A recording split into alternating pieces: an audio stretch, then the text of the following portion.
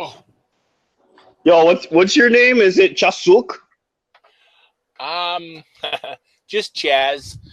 Can Chaz. Okay, got it. you hear me okay, by the way? Yeah, I can hear you. I ended up Just with, just a heads up. It's kind of like morning here. Not really morning. It's a Saturday morning, and I just like drank a bunch of coffee. So at some point, it's possible I may have to take a shit during this debate. I'm gonna try to hold it to the best of my abilities, but I can't make any guarantees. it's, it's 6 a.m. Sunday morning for me. Oh, okay. Wow, where do you live? I live in South Korea. Oh, no shit. Cool. I lived in Vietnam for a year. Oh, What, where you are you teach at? English over there or something? Or Yeah, tech worker? Let me. I've been here 8 years teaching English. Oh, no shit. Okay, yeah, I have a English teaching degree. Never, I used it, but I never really needed it because I had all private business clients. Um, so So where are you at that it's in the morning? I live in Hawaii now. Oh, okay. It's not really morning. I guess it's like fucking noon almost. I guess, but yeah, No, I don't know. no I just problem. No problem. had a late night. My daughter used to live in Hawaii. She went to the University of Hawaii at Manoa. Oh, okay, awesome. Wow, that's a small world. Shit. I'm guessing you live in Seoul. No, I did, but I actually live in a pretty small village on the East Coast. If you know where Pohang is, it's 2 hours north of Pohang. On if you're driving. Oh, okay. Um, but No, I I've like never it. been to Korea actually. I've been to Japan, but not Korea. I like it here enough. The wife and I like it here enough that we don't actually have any intention of coming home unless we can't find work anymore. But yeah, no, we love it here. I teach elementary school, and my kids are wonderful. And I have to me, very important. I'm in a small town. I can walk from one side of it to the other in 15 minutes, literally in 15 minutes. Huh. And I can't step outside without hearing jazz teacher because all of my kids are right here in town and they recognize me. And it's just great to be able to interact with your students. Oh yeah, I have a friend who he moved to Korea. I was probably about 13 when we met online, and by the time I was like 17, we had been playing StarCraft for like religiously every single day for years and years on end. But then he was like actually older than me. He's like 7 or 8 years older than me. So then he got it in his head. He was in my clan or whatever, and he's like, okay, I'm gonna move to South Korea and become a professional StarCraft player. And so he actually did that and ended up making some money doing that. But then now he plays poker. So Online or esports are so huge that here. I mean, you can make a living. Not that lots of people do, but you can. Now it's more too League of competitive. Legends and Heroes of the Storm and Yeah. Overwatch. The Overwatch and League of Legends are probably the top games here right now. Yeah, But well, when I was growing up, when I was a kid, it was all about StarCraft, oh StarCraft, yeah, Brood War. yeah. Yeah. Well, those weren't when I was growing up because I'm 56. But uh, Well, earlier. I guess we. Well, do you even have a position on like the Russian conspiracies or Sort Russian of. fake news I, or like? I sort of do. I mean, Okay. I'm gonna be honest. Um, I prefer the way that my brain works is I prefer to say undecided when Hmm. there's when So the question is. agnostic, right? I am an agnostic. I'm an agnostic atheist, and I know that seems a contradiction in terms for some people. No, no, no. I think I could briefly explain. You're agnostic in that you're not absolutely sure, but you don't believe in God, right? Two different I don't questions. believe in God, but he, she, it, they might exist. Correct. Um, Okay, so and I would get that same logic though. Like I fully understand your position on being an atheist agnostic. That's a very common view. In fact, it's the only rationally defensible view as far as I know. Nobody can be 100% completely sure that God doesn't exist. I agree. But atheism simply answers the question, do you believe in God? You can surely answer that question. Precisely. And that's the only question that I'm actually answering by identifying myself with that label. But as far as the Russian conspiracy theories go, and I'd be more than happy to debate atheism or agnosticism or, later, but I don't want to get on too much of a tangent. Otherwise, that's the thing. Our loyal fans will be disappointed if we... Right. I'm actually applying that exact same logic to the question. Do you believe in the Russian conspiracies? Not whether or not you're 100% sure that they are false, just whether or not you believe in them. I mean, surely you should be able to answer that question. I can't answer that question. I'll tell you why I can't. This is why I take the position that I'm taking. Because I'm 56, I literally watched...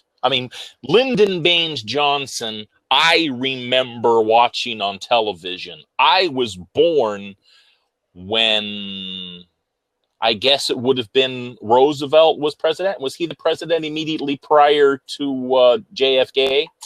So, I thought it was. Okay. I thought it was. Wasn't right? Truman before, after FDR? No, I don't remember anymore because I don't remember Kennedy. He was assassinated about 4 or 5 days before my 3rd birthday. I don't remember him.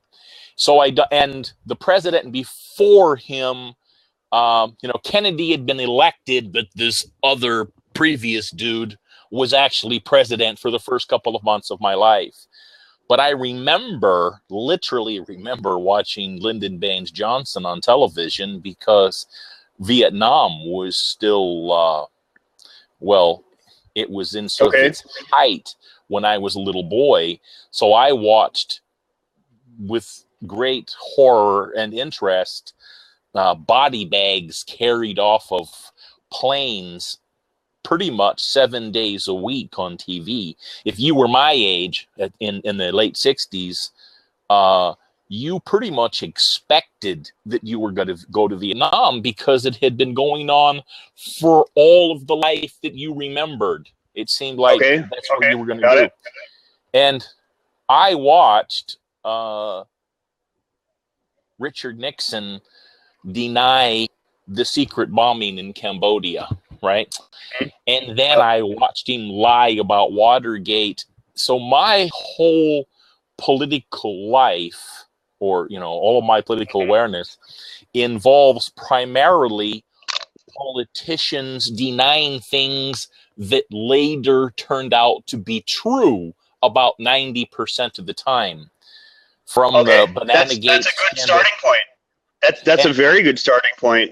You should be skeptical of everything the government says, particularly in regards to foreign policy. If it has any effect on foreign policy whatsoever, that is a good reason from the beginning to doubt whatever the government's saying on the issue. Right, and so I'm not saying that. How do I say this? The Russian. You're not sure. You're not sure. You don't really know. But I'm going to qualify that a little bit in that I think that, okay, if I woke up tomorrow morning and Donald Trump had choked on a cheeseburger, I wouldn't lose any sleep over it, right? I'll just phrase it that way. I think he's maybe the most embarrassing president in U.S. history. And I'm embarrassed as an American here. Nobody gets him here in Korea. Okay, I got your argument. You don't like Trump, and you're not really sure because, in my opinion, that's probably affecting your ability to fully this issue rationally. What I'm saying is, because I don't like Trump, and I understand that other people don't. However, I think that there's a very good possibility that this entire Russian conspiracy debacle is manufactured news. I mean, both parties do it. And how do I say this? During the entire Obama presidency, was he a secret Muslim? Yeah, it's the same shit. It's along those lines, actually. Yeah, it is. It is birther kind of level type shit, to be completely honest. So I literally have no idea. Okay, well, how about I'll walk you through it? But I will start with a simple question. Do you believe that millions of illegal immigrants voted in the last election? No. Okay, so you can affirmatively answer that question for some reason. You can be an atheist on that question of do you believe? You don't have to wait till Trump completes his investigation or whatever, right? Because I've, over time, well, okay, this has been a question that is far older than Trump. I mean, it goes back, at least the last 8 years. No. Trump said 2016 election. 2016 election, millions of illegal immigrants voted, and there's apparently some kind of investigation over that. But you don't believe that, right? Accusation of, legions of illegal voters is a pretty old accusation.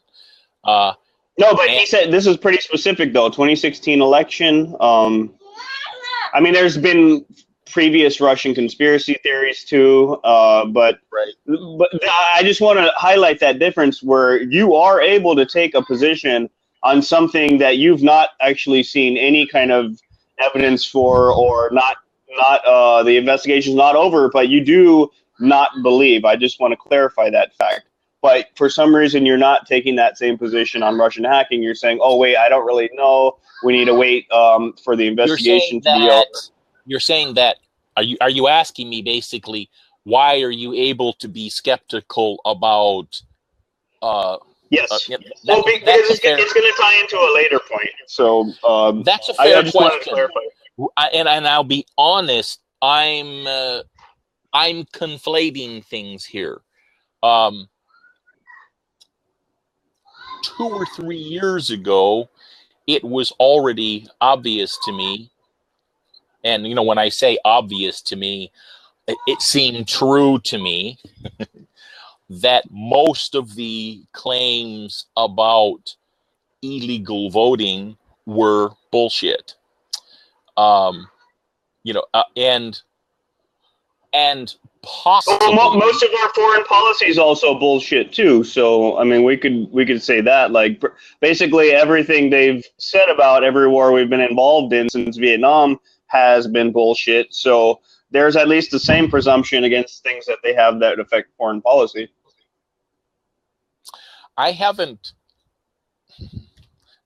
Politics aren't incredibly interesting to me. And okay, other than a period in my life where I read everything that Noam Chomsky had written on politics up to that point. Great author. Oh yes, great author. I'm jaded. I am so tired of the self-serving assholes that we have in government. That I have stopped caring particularly. I've spent 19 years living outside of the United States because I don't like living in the U.S. Okay, go find her. I don't know where she is. So how old is your little one there? She's 4. If I could actually make my case, the reason I brought up the illegal immigrants is because I wanted to give you an example of you using logic and reason and rational skepticism to doubt claims that are made without evidence. I would argue that you're not applying that same logic in the case of Russian hacking, because I'm relatively certain that you are not familiar with the evidence that supports this conspiracy theory. I'm going to go ahead and take a guess and assert that you're probably not familiar with the evidence, because from my experience, anyone who is familiar with the evidence has every reason to doubt, because it's so flimsy and so circumstantial that no one could argue with a straight face and, you know, sit down in a rational discussion and say, oh, this is why I believe, here's the evidence that is so strong that supports my beliefs. I don't think anyone could actually do that, in my view. I've been looking around and trying to find someone who's willing to debate the evidence with me, but I suppose such people do not exist, or I'm just unable to find them for whatever reason, because you can find a lot of people who believe, but not many people who can, you know, talk about the evidence which has convinced them. Right. No, I have no evidence. I've read no evidence that convinced me either way. Well, you kind of believe, though. You don't disbelieve in the same way that you don't believe that millions of illegal immigrants voted in the last election. You don't fully disbelieve. I don't believe that millions of illegal voters voted in the last election. And that's because you presume primarily based on claims in the past. I mean, you know, I'll put it this way. It's sort of a, you know, this is a rough analogy, I'm going to confess. It's sort of a boy cried wolf thing. I've heard this shit before. It wasn't true in the past, so I am additionally skeptical about similar claims that don't have, you know, I've examined the claims in the past, whereas politics... Weapons of mass destruction. Pardon? Weapons of mass destruction. I'm lost track of... Well, I mean, the exact same logic should be applied to anything regarding U.S. foreign policy, given that every single war that we've been involved in since Vietnam has, in fact, been based on lies. Even the sanctions. I would argue that the sanctions against Iran are based on lies, too. Oh, sure. I spent a year during the first Gulf War in the desert. I was in the Air Force for 10 years. And yeah, that was based on a lie. Okay, so you agree that they've lied about these things in the past, but for some reason you're not applying that logic consistently as you do with the illegal immigration assertion conspiracy theory. I don't see them as analogous. Why? Why? Because I haven't... They might literally be analogous, but they're not from my frame of reference, because I haven't spent any time investigating them. Okay, that's perfect then. So let me explain this issue to you, since you're obviously not familiar with it. Let me go over the evidence, because I am familiar with the evidence, and I can kind of like walk you through it, and hopefully by the end of it, you may be convinced to be a bit more skeptical than you have before, right? Okay, so let's start with what the conspiracy theory is. According to James Clapper, who he was the former ODNI, he oversaw 17 intelligence agencies. James Clapper has in fact lied under oath before to Democratic Senator Ron Wyden from Oregon. Ron Wyden asked him a very direct question: is the NSA spying on Americans? James Clapper said no, he was lying. Everyone knows he was lying. Nobody really disputes the fact that he was lying, because it was a direct question. It's not really open to interpretation. So James Clapper has, in fact, lied under oath before to a Democratic U.S. senator. He's never been charged with perjury. Nothing happened. He remained the head of the intelligence agency until Trump took office. So this known liar and perjurer is basically the source of the Russian hacking claim. It started, the media and Hillary Clinton started this conspiracy theory by saying that 17 intelligence agencies agree that Russians hacked the DNC to help. Putin personally ordered a hack of the DNC to help Donald Trump win. All right, that's quite literally what the conspiracy theory is. That was false. It always was false. In fact, the New York Times only retracted that claim just 2 weeks ago. And now it's down to 4 agencies. They're saying FBI, CIA, DHS, and also now they're trying to say that the Office of the Director of National Intelligence is itself an intelligence agency when it's really not. That's why they go. That's where they get the number 17 instead of 16 intelligence agencies. There's actually 16 agencies. Not the DNI is not actually an agency, but whatever. We'll pretend that it is. So now it went from 17 to 4. But hang on a second. And NSA also signed off on these claims, but they had medium confidence because they had not seen any evidence that Putin had anything to do with this. And so they were much less confident than the CIA, for example. So now we've gone from 17 to 4, but the NSA has reservations on this issue.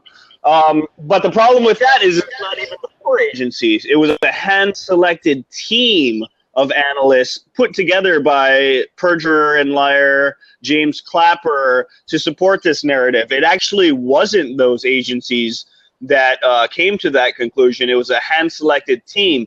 This is very, very analogous to what the Bush administration did with the intelligence regarding Iraq's weapons of mass destruction, Saddam's links to not 9/11 but Al Qaeda, and that is there was a thing, I guess let's call it, called the Office of Special Plans, and what they did is they would stovepipe raw intelligence up the chain to make it appear as though things were the evidence was stronger than it actually was. So they weren't vetting any of the information. They were simply taking the information which supported the narrative and passing it up.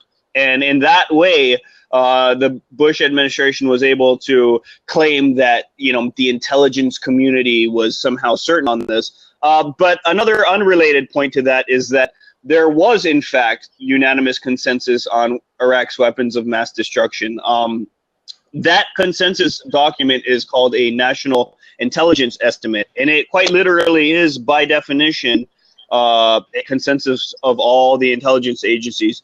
Of course, we know no such document exists when it comes to Russian hacking, so there never was unanimous consensus on this issue. It was a small, hand-selected group of analysts that James Clapper and John Brennan, the CIA director, had put together to come to a certain conclusion. My view is that this is done for the explicit purpose of accomplishing certain foreign policy objectives in regards to Russia. They want the sanctions. They want to beef up our NATO presence in Europe. It's the typical saber rattling. Hey, we need stability. Basically the same crap they do in the Middle East. They're now wanting to do in Europe. There's a lot of profit involved in here with defense manufacturers and things like that. So there are many reasons why they support these kinds of foreign policies. But in the end, it all comes down to foreign policy. That's the motive in my view. Secondly, the actual evidence presented for this conspiracy theory that was only put together by this small team of analysts is quite flimsy. I mean, it's been debunked by practically every researcher that has looked into the issue. The most damning evidence, in my view, is the fact that to this very day, the DNC servers have never been turned over to the government. Let me repeat that. No intelligence or law enforcement agency has ever examined the DNC servers. Right, and yet somehow they have come to the conclusion that they're sure that this was Vladimir Putin personally ordering this in order to help Donald Trump. They've presented now. let me distinguish between the evidence for hacking that they've presented, which is incredibly flimsy. Many tech experts have looked at it and just laughed and refuted it for the most part. But I need to separate that from the other part of the conspiracy claim, which is that Putin personally ordered this hack and the reason was to help Donald Trump. That assertion was made with zero evidence. They've not even bothered to present any evidence to support that assertion. They've tried to present some flimsy evidence that it could have been Russians, but they've not presented any to say that Putin was personally involved and that his motive was to help Trump. That is like merely 100% literally an unsupported assertion. They simply asserted it, and I guess many people believe that because it's been asserted, but I want to reiterate the fact that there is actually zero evidence to support that assertion. They've not even presented any. They've not even really tried to make the argument. They've simply asserted it and expect it to be accepted as fact. Going back to the evidence for Russian hacking, it's incredibly, incredibly flimsy, as many experts have noted in the past. The DNC servers have never been examined by any intelligence agency or law enforcement agency. The FBI and Homeland Security were both rebuffed. Even to this day, those servers have still not been examined by anyone. And yet somehow CrowdStrike, which, by the way, CrowdStrike is a private company that was contracted by the DNC, so they actually have a good reason not to actually blame it on Russian hackers and withhold the servers themselves, because they may hold some kind of incriminating evidence which shows otherwise. To give you an example, CrowdStrike, the way that they tried to triangulate and say for sure this was AP28, and we know that because it's consistent with their other attacks. The two other attacks that they specifically mentioned were an attack on the Ukrainian artillery, which never happened. All right, they later had to retract that claim. That was one of the points of triangulation.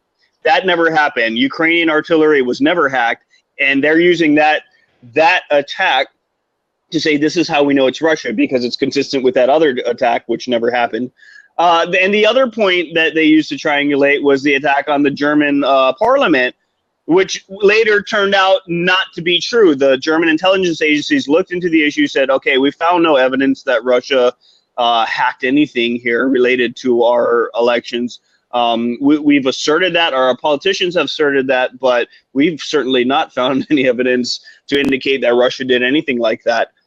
So the 2 points of triangulation that they're using to say that this is Russian hack, or they're going further, they're going much further, saying that it's the Russian government, it's an elite team of Russian military hackers and cyber espionage warriors.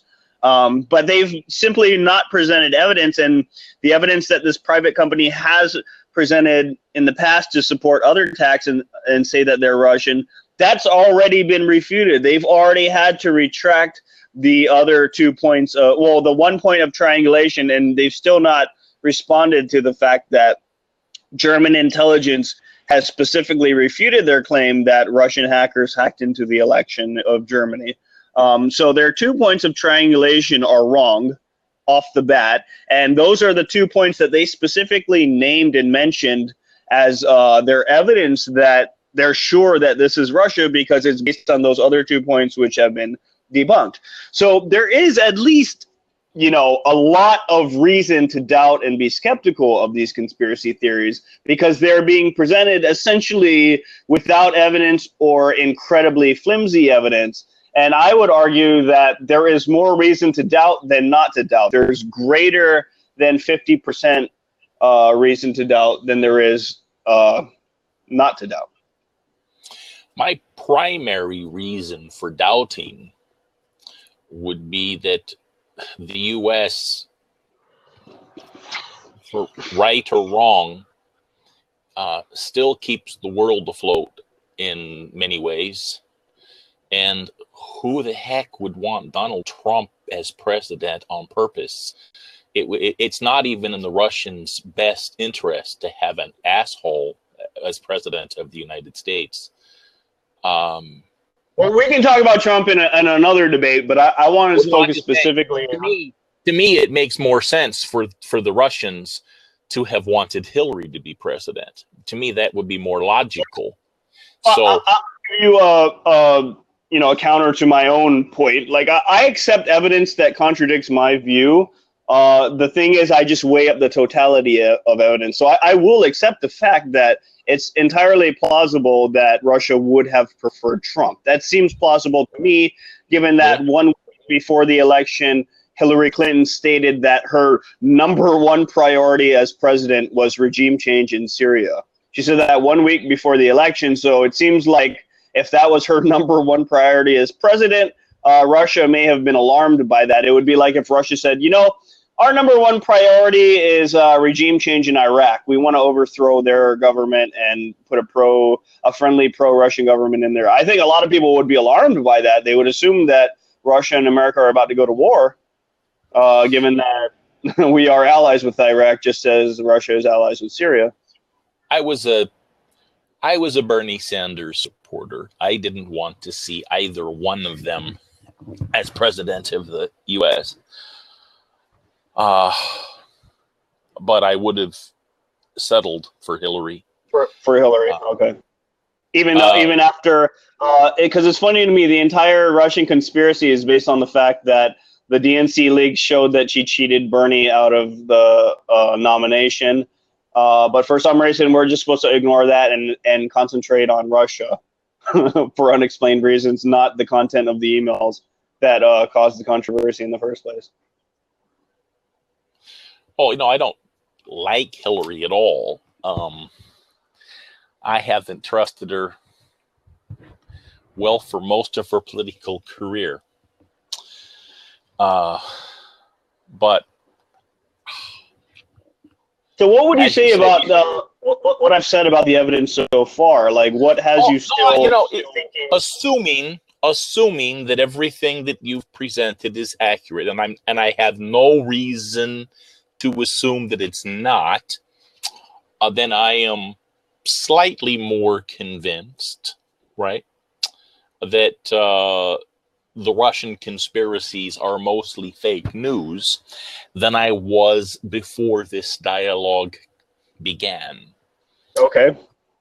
Well, what are the lingering doubts? Let's try to go there, because I want to promote universal skepticism. I want everyone to be skeptical. I, for sure, am an atheist to the state, so everything the state says, my default position is skepticism, and then I wait to see evidence to, change my view. And once I see evidence, that's the only point at which I believe things that the government says. But my a priori assumption is that they're full of shit. Yeah, mine too. I'm a skeptic about almost everything. It's sort of my default position. Same.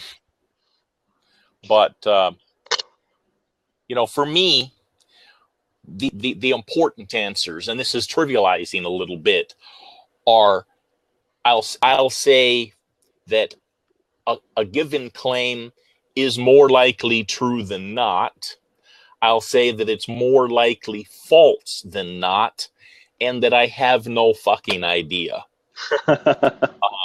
And usually if I have no fucking idea, I also don't care. It's not a subject that particularly interests me. That's the thing that intrigues me, right? Is that people are not familiar with the evidence, but still for some reason, unexplained, they believe.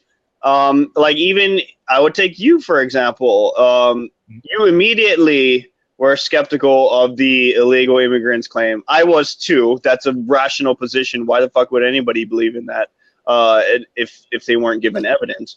So yeah, it makes sense to be skeptical about that claim. Just because Trump tweets it doesn't make it true.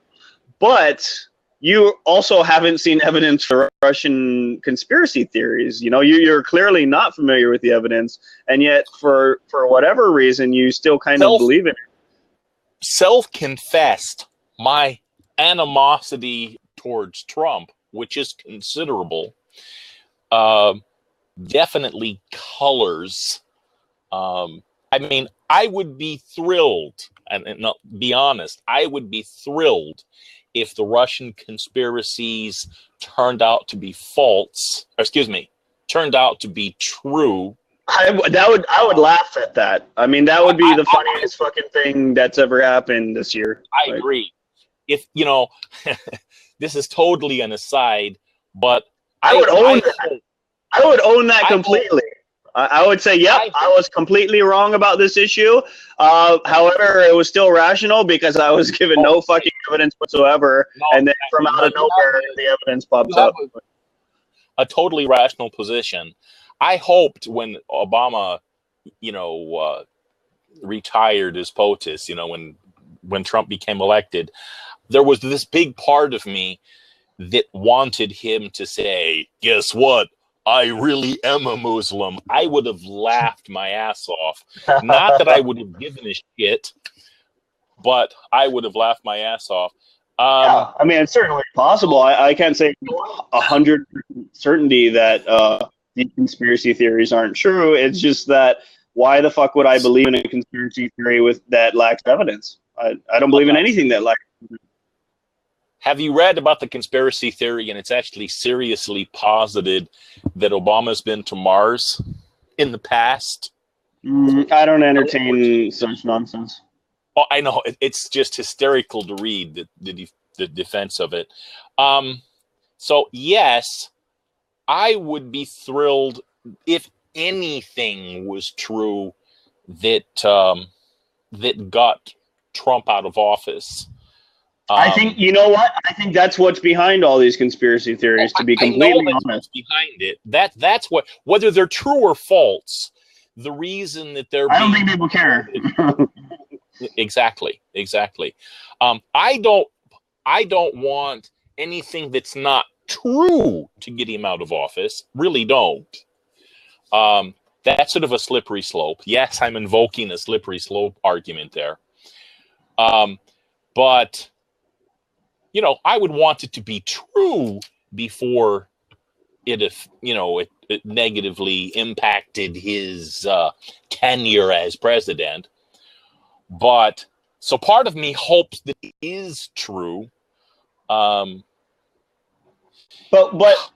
do you believe it? Like, would you contrast your position with the illegal immigrants conspiracy theory? And on what basis? Okay. Post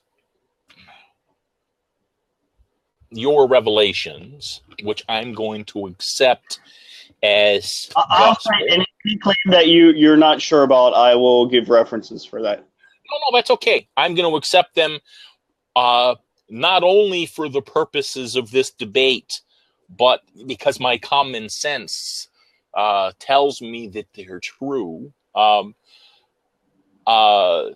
accept it all as gospel, right? Okay. And accepting it as gospel, sure, the Russian conspiracies are probably mostly fake news. I insert the probably in there just because. Okay. Well, yeah, I'll say, probably in the sense that there's a much higher probability that they are than that they are not. I explained this. 50-50. I've explained this in previous debates. I don't know if you've watched any of my previous debates, but basically, I don't argue to win. That's not important to me. Same. I argue to learn. Good. That actually is very nice to hear. I don't care if I'm wrong. I know that you came in here not defending the conspiracy theories. Like, we had talked about that on Facebook. For me, I thought this was just exploring the issue here because I've just found that there's a very small number of people on this planet who are actually familiar with the evidence, even though there's a large number of people who have strong opinions on the issue. So I was trying to bridge that gap. It's kind of like GMOs for me. It seems like a lot of people have opinions, but not too many people are familiar with the evidence. And so I'm really just trying to bridge that gap between opinion and fact. I agree with that approach. For me, it's hypocritical. It would be hypocritical of me to enter into any debate, what's ostensibly debate, and to already have made up my mind. It's not a debate if I've already decided. It's only a debate if there's some possibility that you're going to be able to change my mind.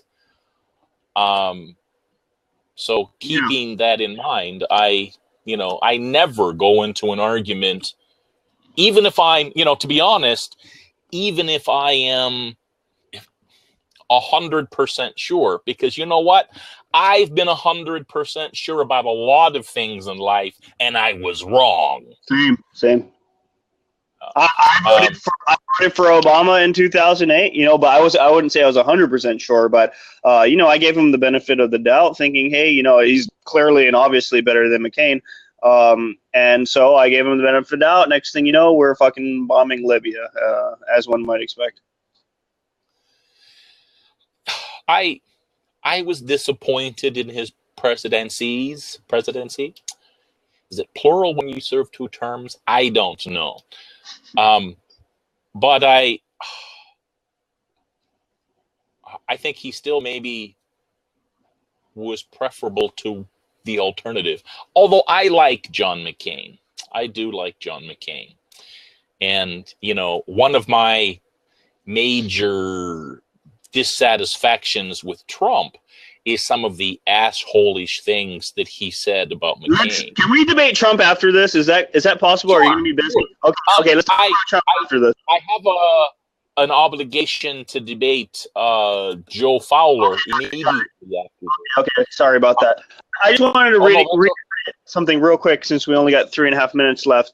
Sure. So would you agree that it is more rational to be skeptical than to believe in the Russian conspiracy theories, given the lack of evidence and the specific contradictory evidence? Yes. Okay, so skepticism okay, cool. I agree with that position. Obviously, I think it is, in fact, only irrational people who believe this, because they cannot come up with a logically consistent basis for why they would believe in this conspiracy theory versus other conspiracy theories presented without evidence. There is simply no logically consistent argument that they could make, which would make this particular belief more believable than some other ridiculous belief that they have. Yeah, sure, it's possible that the investigation could turn up some magic evidence, even though part of the investigation, we know that the DNC servers haven't even been examined yet. So that should be like a really good indicator for any rational person that this is not a serious or real investigation, because how the fuck can you investigate it if you've not even the central sole source of the claim that they know for sure it's Russia? They have not even examined the fucking server. No intelligence or law enforcement agency has ever examined the DNC servers. So to talk about putting sanctions or saber rattling or going to war with a fucking nuclear country on something that you are not and cannot even be sure about because you've not even really investigated, to me sounds quite preposterous. The fact that the DNC servers have not been turned over yet should tell everyone everything they need to know about this entire issue. It's fake news. No, I agree. I agree entirely. I have to ask you one entirely irrelevant question, however, concerning the pronunciation of your surname. I have no clue. How do you say your last name? Bronson Kekohuna Ka'ahui. Oh, it's longer than I thought that it was. That's Ka'ahui. Ka'ahui? It's a double vowel. They're common in Hawaiian, so it's Ka'ahui. Ka'ahui. Okay. Ka'ahui. I hope you'll remember that. Yeah, double vowels are difficult for many English speakers. Sometimes. I've been in Korea 8 years, and I still speak virtually no Korean, so yeah. Yeah, I didn't learn too much Vietnamese in Vietnam either.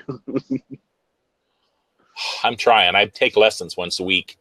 I think, Ka'ahui, that we can wrap this up. Do you prefer Bronson or Ka'ahui? I go by Bronson normally. Okay.